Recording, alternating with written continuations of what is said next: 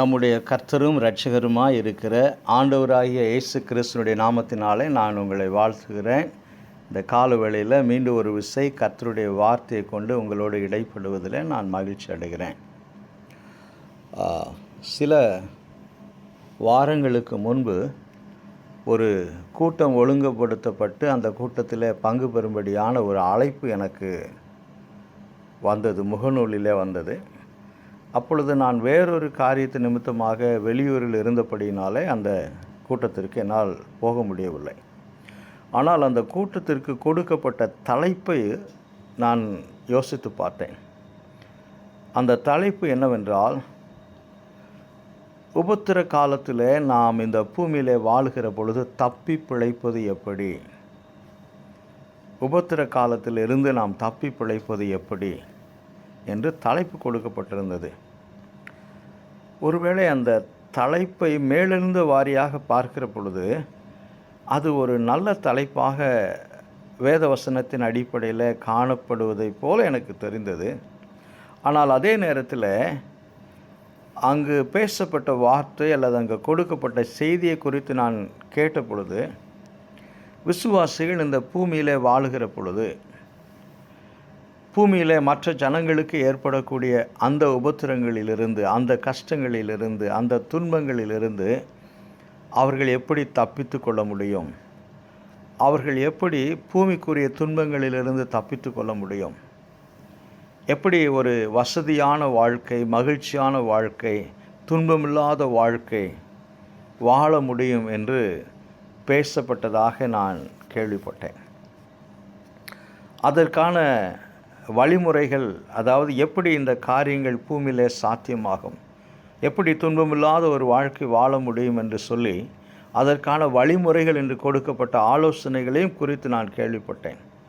அதாவது விசுவாசிகள் தவறாமல் சபைக்கு வர வேண்டும், தவறாமல் சபையில் நடக்கும் நிகழ்ச்சிகளில் அவர்கள் பங்கு பெற வேண்டும், அவர்கள் செபிக்க வேண்டும், அவர்கள் உபவாசிக்க வேண்டும், அவர்கள் கொடுக்க வேண்டும், அவர்கள் ஊழியம் செய்ய வேண்டும், அவர்கள் சேவை செய்ய வேண்டும். இது போன்ற காரியங்களை அவர்கள் செய்து தொடர்ந்து வருவார்கள் என்றால் அவர்கள் ஆசீர்வாதமாக இருப்பார்கள், அவர்கள் மகிழ்ச்சியாக இருப்பார்கள், அவர்கள் துன்பமில்லாமல் இருப்பார்கள் என்று பேசப்பட்டதாக நான் கேள்விப்பட்டேன். எனக்கு அருமையான தேவனுடைய பிள்ளைங்களை, இன்றைக்கு பெரும்பாலான உபதேசங்கள் பூமிக்குரிய வாழ்க்கையிலே நாம் எப்படி ஆசீர்வாதமாக இருப்பது என்பதை சார்ந்த இன்றைக்கு அதிக உபதேசங்கள் போதிக்கப்படுகிறது.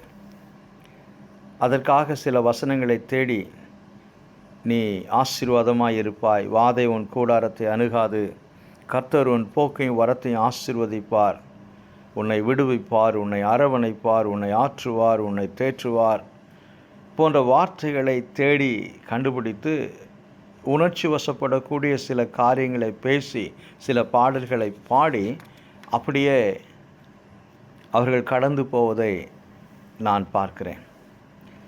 இதை நான் சொல்லுகிற பொழுது நீங்கள் என்னை தவறாக புரிந்து கொள்வதற்கான வாய்ப்புகள் உண்டு. இது தேவையற்றது என்று நான் சொல்ல விரும்பவில்லை. ஆனால் இவைகள் நிலையற்றது. எந்த நேரத்திலும் நாம் இந்த பூமியில் வாழுகிற பொழுது நாம் துன்பங்களுக்குள்ளாக, இழப்புகளுக்குள்ளாக, கஷ்டங்களுக்குள்ளாக கடந்து போவதற்கான வாய்ப்புகள் உண்டு என்று வேதவசனத்தின் அடிப்படையில் என்னுடைய பல செய்திகளில் நான் சொல்லி வருகிறேன். ஒருவேளை இவைகளெல்லாம் செய்கிறபடினாலே துன்பமில்லாத ஒரு வாழ்க்கையை வாழ முடியும் என்றால், முதலாவது நூற்றாண்டு விசுவாசிகள் தான் இதையெல்லாம் மிக நேர்த்தியாக செய்தார்கள். அவர்கள் அப்போஸ்தலருடைய உபதேசத்தில் நிலைத்திருந்தார்கள், அந்யோன்யத்தில் நிலைத்திருந்தார்கள், அப்பம் பிட்குதலில் நிலைத்திருந்தார்கள், உபவாசத்தில் நிலைத்திருந்தார்கள், ஜெபிப்பதில் நிலைத்திருந்தார்கள், கொடுப்பதில் நிலைத்திருந்தார்கள். இன்றைக்கு இருக்கக்கூடிய விசுவாசிகளை காட்டிலும் அன்றைக்கு முதலாவது நூற்றாண்டு விசுவாசிகள் தங்களுடைய சொத்துக்களை எல்லாம் விற்று அதன் பணத்தை அப்போஸ்தலருடைய பாதத்தில் வைத்தார்கள் என்று சொல்லி நாம் வேதாகமத்தில் வாசிக்கிறோம். அப்படி ஒரு காரியங்கள் இன்றைக்கு நடைபெறுவதை நாம் அதிகமாய் பார்க்க முடியாது. ஆனால் அவர்களே உபத்திரங்களுக்குள்ளாக கடந்து போனார்கள், அவர்களே வேதனைக்குள்ளாக கடந்து போனார்கள், அவர்களே துன்பங்களுக்குள்ளாக, சோதனைக்குள்ளாக கடந்து போனார்கள். எனவே வேத வசனத்தின் அடிப்படையில் விசுவாசிகளாகிய நாம் நமக்குள்ள மேன்மையான நம்பிக்கை என்ன, பரிசுத்தவான்களுக்கு, ரட்சிக்கப்பட்டவர்களுக்குள்ள மேன்மையான நம்பிக்கை என்ன என்பதை நாம் வேத வசனத்தின் வெளிச்சத்திலே அறிந்து கொள்ள வேண்டும். அப்பொழுதுதான் இந்த பூமியில் நாம் நம்முடைய விசுவாசத்திலே உறுதியாக இருக்க முடியும். எந்த விதமான சூழ்நிலைகளை நாம் சந்தித்தாலும் நாம் நம்முடைய நம்பிக்கையிலே உறுதியாக இருக்க முடியும்.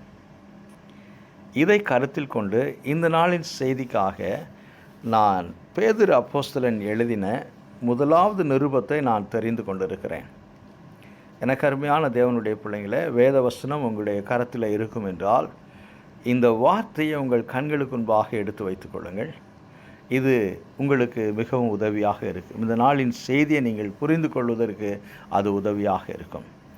பேதுரடிகளார் முதலாவது நூற்றாண்டு விசுவாசிகள் பலவிதமான உபத்திரங்களுக்குள்ளாக, துன்பங்களுக்குள்ளாக, இழப்புகளுக்குள்ளாக கடந்து போய் கொண்டிருக்கிறார்கள்.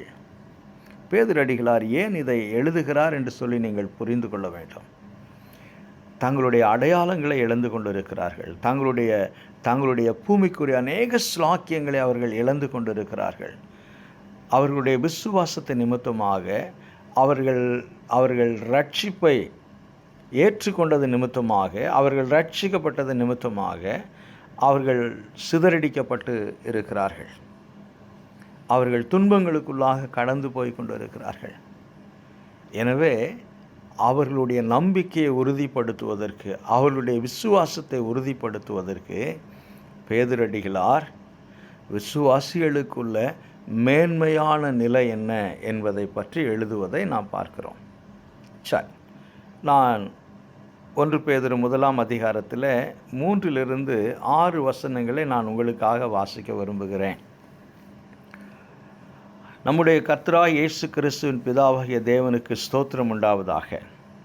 அவர் இயேசு கிறிஸ்து மரித்தோரிலிருந்து எழுந்ததினாலே அழியாததும் மாசற்றதும் வாடாததுமாகிய சுதந்திரத்திற்கு ஏதுவாக ஜீவனுள்ள நம்பிக்கை உண்டாகும்படி தமது மிகுந்த இரக்கத்தின்படியே நம்மை மறுபடியும் ஜனிப்பித்தார். கடைசி காலத்திலே வெளிப்பட ஆயத்தமாக்கப்பட்டிருக்கிற ரட்சிப்புக்கு ஏதுவாக விசுவாசத்தை கொண்டு தேவனுடைய பலத்தினாலே பாதுகாக்கப்பட்டிருக்கிற உங்களுக்கு அந்த சுதந்திரம் பரலோகத்திலே வைக்கப்பட்டிருக்கிறது. இதில் நீங்கள் மிகவும் சந்தோஷப்படுகிறீர்கள். ஆனாலும் துன்பப்பட வேண்டியது அவசியமானதால் இப்பொழுது கொஞ்ச காலம் பலவிதமான சோதனைகளினாலே துக்கப்படுகிறீர்கள். மிக அருமையான ஒரு வார்த்தையை பவுலடிகளார் இங்கே சொல்வதை நாம் பார்க்கிறோம். பேதுரடிகளார் எழுதுவதை நாம் பார்க்கிறோம். இதில் 3 காரியங்களை பேதுரடிகளார் இவர்களுக்கு உணர்த்த விரும்புகிறார். அவர்களின் மேன்மையான நம்பிக்கை என்ன என்று சொல்லுகிற பொழுது இதில் 3 காரியங்களை சொல்லுகிறார். அவர்கள் ரட்சிக்கப்பட்டிருக்கிறபடினால ஆண்டவராக இயேசு கிறிஸ்துவை தங்களுடைய வாழ்க்கையில் சொந்த இரட்சகராக ஏற்றுக்கொண்டிருக்கிறபடினால அவர்களுக்கு ஜீவனுள்ள நம்பிக்கை எல்லா சூழ்நிலையிலும், எந்த ஒரு இக்கட்டான சூழ்நிலைக்குள்ளாக அவர்கள் கடந்து போனாலும், இந்த பூமிக்குரிய அவர்களுடைய வாழ்க்கை எவ்வளவு சவால்களுக்குள்ளாக கடந்து போனாலும், எவ்வளவு துன்பங்களுக்குள்ளாக கடந்து போனாலும் அவர்களுக்கு ஜீவனுள்ள எல்லா காலத்திலும் நிலையாக இருக்கக்கூடிய ஒரு நம்பிக்கை அவர்களுக்கு இருக்கிறது.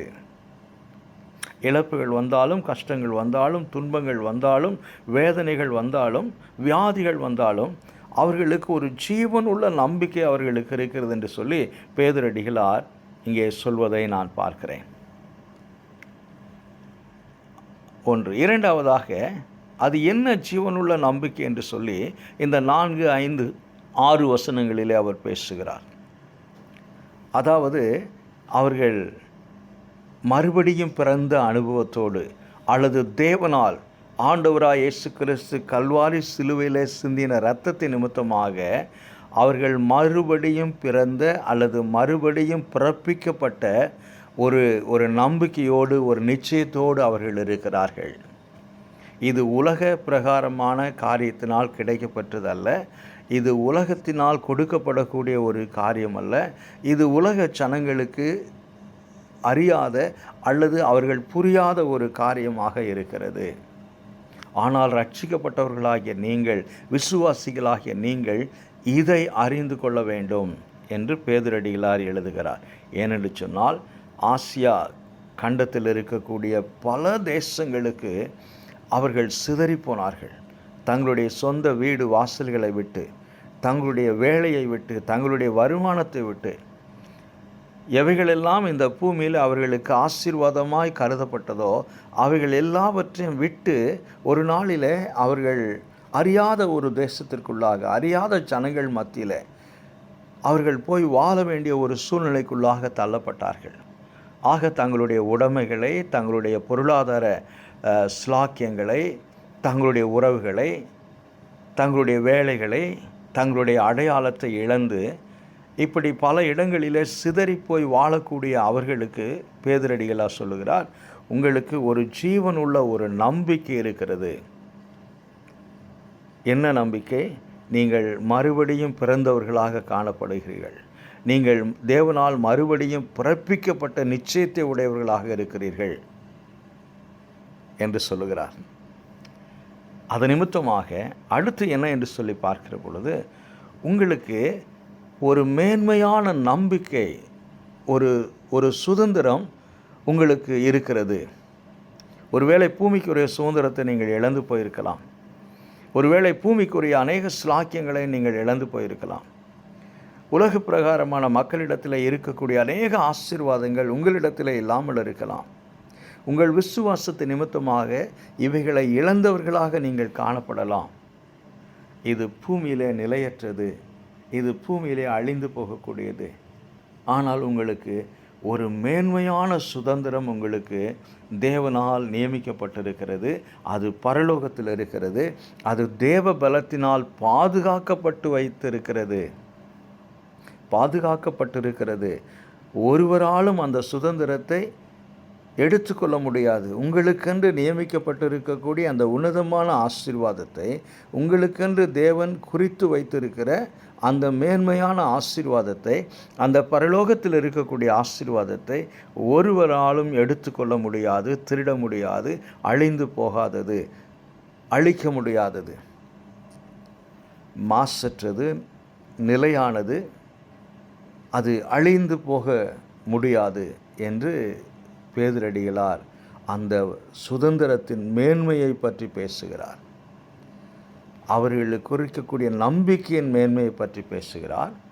அவர்களுக்கு இருக்கக்கூடிய சுதந்திரத்தின் மேன்மையை பற்றி பேசுகிறார்.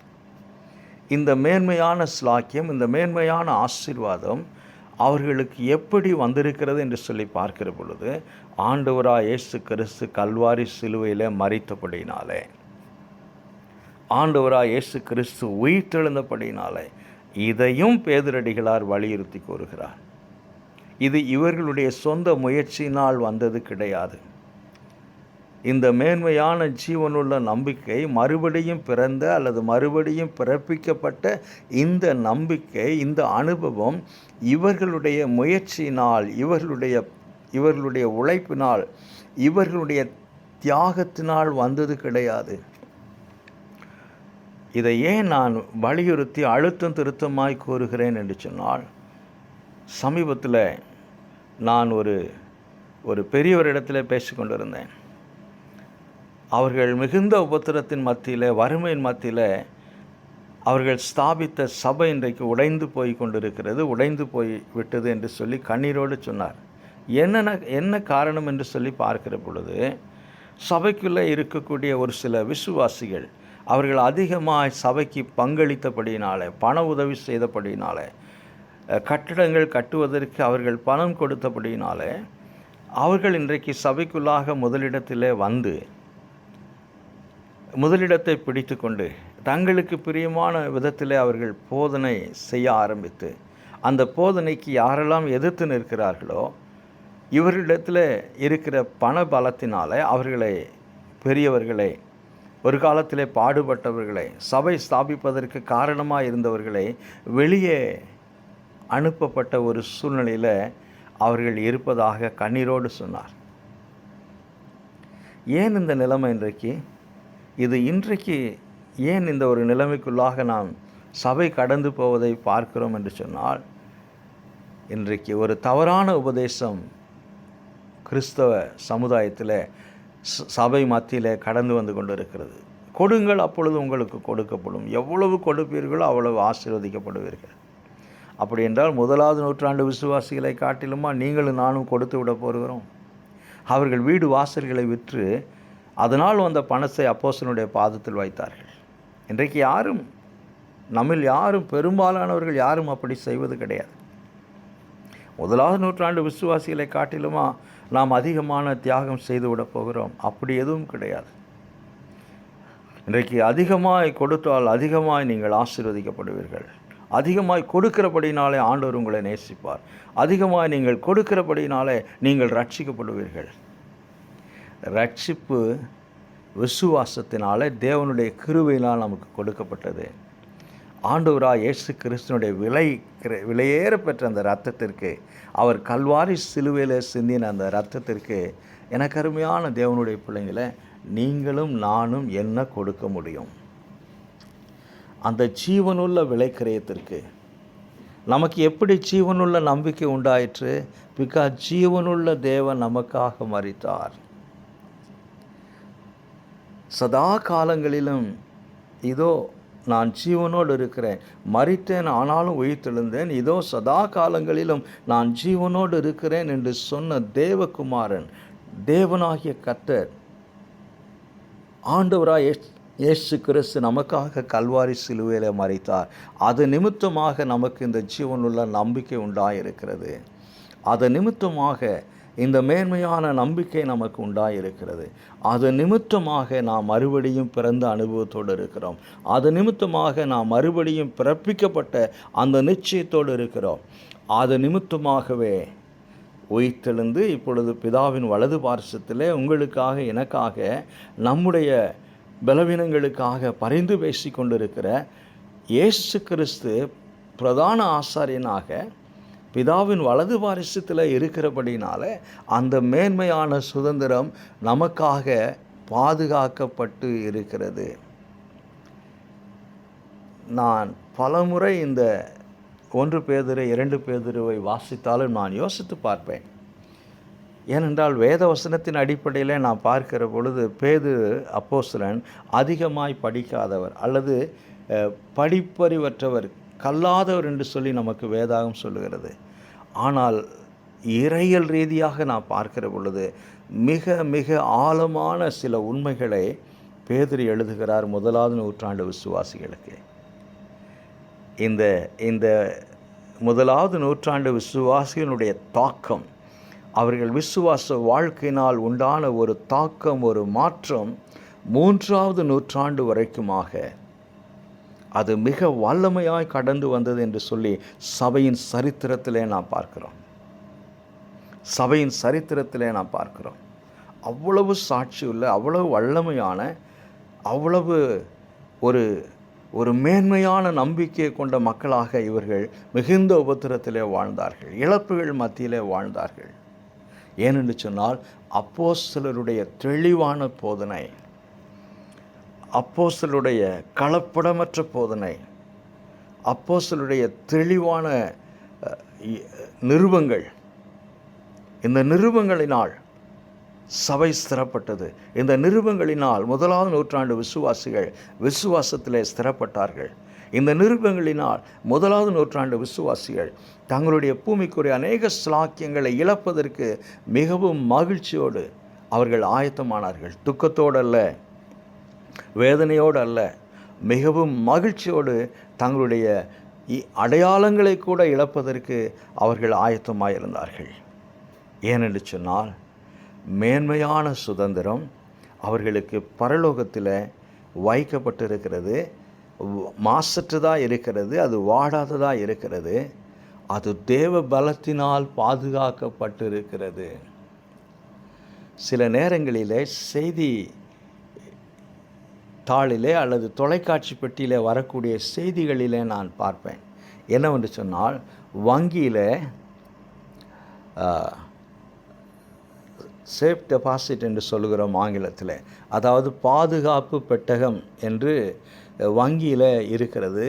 அதில் வங்கியில் வாடிக்கையாளர்கள் யாரெல்லாம் தங்களுடைய நகைகளை நீண்ட நாள் வைத்திருந்தார்களோ, ஒரு நாள் அந்த நகையை அவர்கள் திரும்ப எடுத்து மீட்கிற பொழுது அல்லது எடுத்து பயன்படுத்த வேண்டும் என்று பார்க்கிற பொழுது அநேக நகைகள் அது போலியானதாக மாற்றப்பட்டு இருப்பதை கண்டு வழக்கு தொடுத்ததாக நான் பல செய்திகளில் பார்த்துருக்கிறேன். வங்கி பெட்டகம் எவ்வளவு பாதுகாப்பானது! ஒரு குறிப்பிட்ட பகுதியை தாண்டி, இப்போ நான் எங்கள் ஊரில் இருக்கக்கூடிய வங்கியில் நான் வாடிக்கையாளராக இருக்கிறேன். வாடிக்கையாளருக்கென்று ஒரு பகுதி இருக்கிறது. அதை தாண்டி யாருமே நாம் அங்கே போக முடியாது. ஒருவேளை அந்த பாதுகாப்பு பெட்டகம் இருக்கக்கூடிய பகுதிக்கு போக வேண்டும் என்றால் நாம் அங்கே டெபாசிட் செய்தவர்களாக, நகைகளை வைத்தவர்களாக காணப்பட வேண்டும். அவர்கள் மாத்திரம்தான் அங்கே போக முடியும். அதுவும் செக்யூரிட்டியோடு, பாதுகாவலரோடு அவர்கள் போவார்கள். அதுவும் அவர்களுக்குரிய ஒதுக்கப்பட்ட அந்த பெட்டகத்தை, அந்த பாக்ஸை மாத்திரம்தான் அவர்கள் திறக்க முடியும். வேறு யாரும் திறக்க முடியாது. அப்படி இருக்க பாதுகாப்பு பெட்டகத்திலே பாதுகாப்பாய் வைக்கப்பட்டிருக்கக்கூடிய நகைகள் மாற்றப்படுகிறதே. காரணம் நம்ம அனைவருக்கும் தெரியும். யாரோ ஒருவர் இந்த வேலையை செய்கிறார் என்று சொல்லி. என்ன சொல்ல விரும்புகிறேன் என்று சொன்னால், பரலோகத்திலே தேவனால் ரட்சிக்கப்பட்ட நமக்கு, விசுவாசிகளாகிய நமக்கு, இந்த பூமியிலே போராட்டங்கள் மத்தியிலே விசுவாசத்தை உறுதியாய் பற்றி கொண்டு வாழக்கூடிய நமக்கு வாயின் வார்த்தையினால் விவரிக்க முடியாத ஒரு ஆசீர்வாதம், சுதந்திரம் பரலோகத்தில் இருக்கிறது. அது தேவனால் பாதுகாக்கப்பட்டிருக்கிறது. மனிதர்களால் பாதுகாக்கப்பட்டிருக்கும் என்றால் இந்த மாற்றங்களுக்குள்ளாக, இந்த கரப்ஷனுக்குள்ளாக கடந்து போவதற்கான வாய்ப்புகள் உண்டு. அது பரலோகத்திலே தேவனால், தேவ பலத்தினால் பாதுகாக்கப்பட்டிருக்கிறது. இதை வாசிக்கிற பொழுது நான் மிகுந்த ஆச்சரியப்படுவேன். இந்த உண்மைகள் பரிசுத்த ஆவியானவரின் ஏவுதலினாலே பேதுரடிகளார் எழுதுகிறார். இந்த மேன்மையான உண்மைகளை பற்றி தேவ ஆவியானவர் வெளிப்படுத்தினபடியினாலே பேதுரடிகளார் எழுதுவதை நான் பார்க்கிறேன். 2. மூன்றாவதாக, இந்த மேன்மையான நம்பிக்கை, இந்த மேன்மையான சுதந்திரத்தை பெற்றுக்கொள்ளக்கூடிய நாம், பங்கு பெறக்கூடிய ஸ்லாக்கியத்தை பெற்றிருக்கக்கூடிய நாம், இந்த விசுவாசத்தின் நிமித்தமாக கொஞ்ச காலம் இந்த பூமியில் பாடுகளுக்குள்ளாக கடந்து போக வேண்டியது அவசியமாய் காணப்படுகிறது. இந்த உண்மை 1வது நூற்றாண்டு விசுவாசிகளுக்குள்ளாக மிக ஸ்திரமாக, ஆணித்தரமாக, பலமாக கடந்து போனது. அவர்கள் இருதயத்தில் அது மிகவும் ஸ்திரமாக நிலை கொண்டிருந்தது. ஆகையினால்தான் அவர்கள் பல தேசங்களில் சிதறடிக்கப்பட்டிருந்தாலும், பல இடங்களுக்கு அவர்கள் சிதறடிக்கப்பட்டு போனாலும் கூட அவர்கள் விசுவாசத்திலே உறுதியாக இருந்தார்கள். ஏனென்று சொன்னால், இந்த பூமியில் நம்முடைய விசுவாசத்தின் நிமித்தமாக நாம் பாடுகளை அனுபவிக்கிறோம் என்ற உண்மையை அவர்கள் அறிந்திருந்தார்கள். நம்முடைய விசுவாசத்தின் நிமித்தமாக நாம் சோதனைகளை சந்திக்கிறோம் என்ற உண்மையை அவர்கள் அறிந்திருந்தார்கள். நம்முடைய விசுவாசத்தின் நிமித்தமாக நாம் புடமிடப்படுகிறோம், சோதிக்கப்படுகிறோம். பொன் எப்படி புடமிடப்படுகிறதோ அதே போல நாம் புடமிடப்படுகிறோம், சோதிக்கப்படுகிறோம் என்று அவர்கள் அறிந்திருந்தார்கள். எனவே தான் பாடுகள் மத்தியிலும் சந்தோஷம் உண்டாக்கும் நம்பிக்கை உங்களுக்கு இருக்கிறது என்று சொல்லி பேதுரடிகளார் எழுதுகிறார். ஜீவனுள்ள நம்பிக்கை உங்களுக்கு இருக்கிறது. மேன்மையான சுதந்திரத்தில் பங்கு பெறக்கூடிய நம்பிக்கை உங்களுக்கு இருக்கிறது.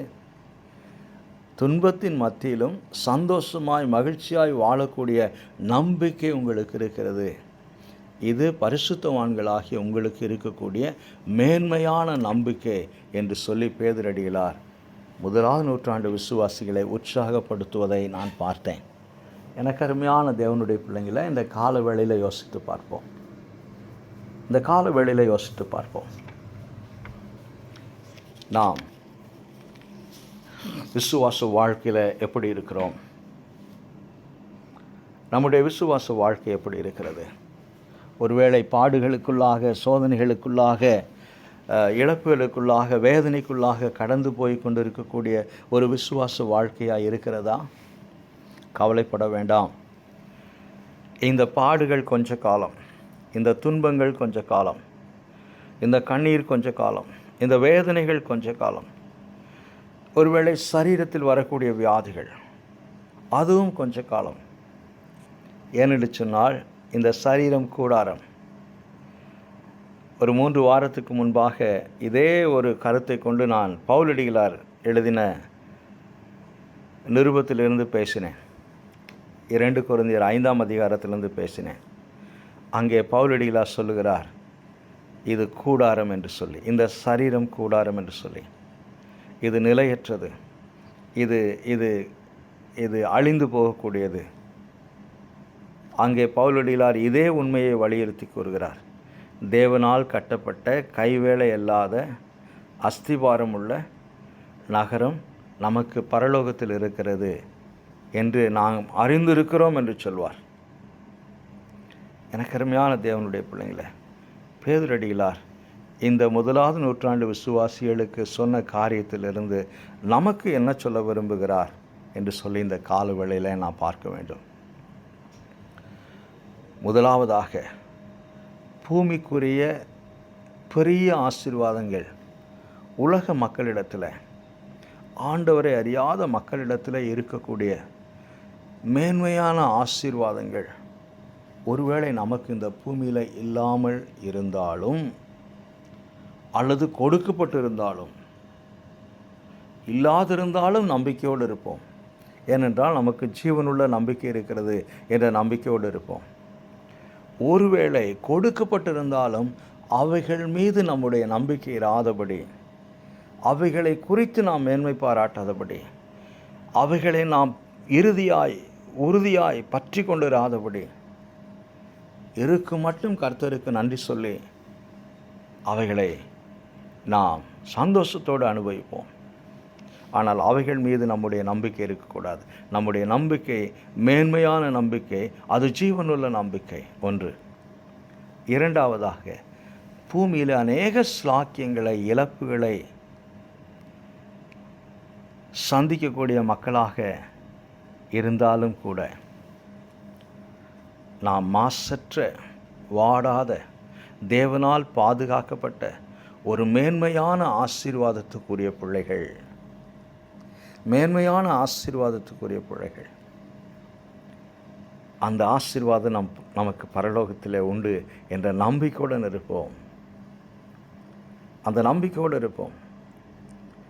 நான் லாசரு ஐஸ்வர்யவானுடைய அந்த சம்பவத்தை குறித்து யோசித்து பார்க்கிற பொழுது, ஐஸ்வர்யவான் தன் வாழ்நாள் முழுவதும் மகிழ்ச்சியோடு வாழ்ந்தான். தன் வாழ்நாள் முழுவதும் குறைவற்றவனாய் வாழ்ந்தான். தன்னுடைய வாழ்நாள் முழுவதும் சம்பூர்ணமாய் வாழ்ந்தான் என்று சொல்லி நாம் பார்க்கிறோம்.